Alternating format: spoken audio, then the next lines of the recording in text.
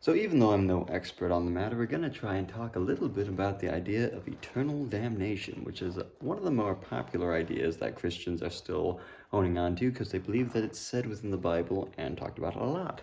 Now, in the first century, this is where we're going to have the original idea, where it was talking about aeon, aeon, A-I-O-N, however you say it.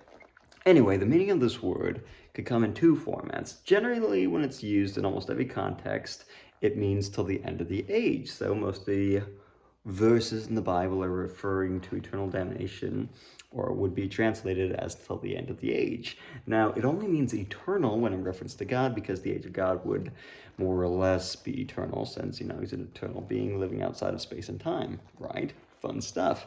Now, unfortunately, when the 4th century came around, we had Saint Jerome, who was, hired or sanctioned, leading scholar of the time, to write a translation of the manuscript for the common people to actually understand, what they called it the vulgar variation.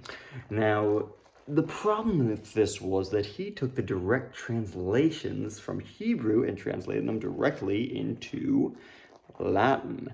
Now, the only problem with this is that the Hebrews didn't actually have words for everything, so they'd have descriptors. So, like with Moses, when he came down from the mount, they didn't have a word for a beam of light shining on his head. So instead, since that kind of sort of looked like horns, they said horn. And in the Vulgate, the translation, St. Jerome, even though he said he understood what they said, he still used horns. So that's the reason many of the statues of Moses actually feature him having horns. So, there are these little definition translations that kind of have people think different things. Was he a billy goat? I don't know. Probably not.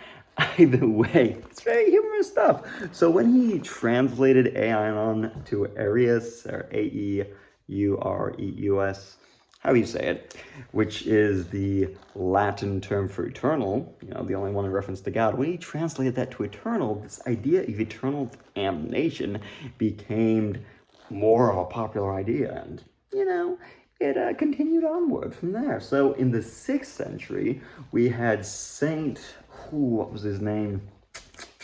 I don't know. He wrote a letter to the Patriarch of Minera, whatever. I only read it once. I don't have a photographic memory, but he was saying that the whole idea of eternal or universal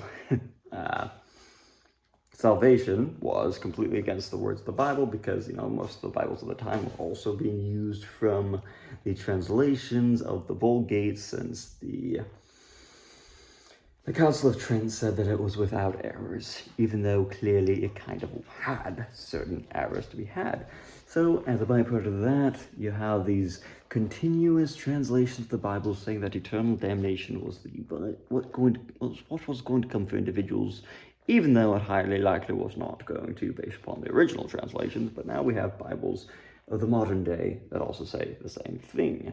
So the idea of universal atonement is becoming more popular because we actually recognize that it was a translation error from the older times and wasn't actually preached or even talked about by Jesus. So, yeah, that's me fumbling through the things I was researching today, and there are probably things I still need to clarify and memorize, but for the time being, this will serve as a staple.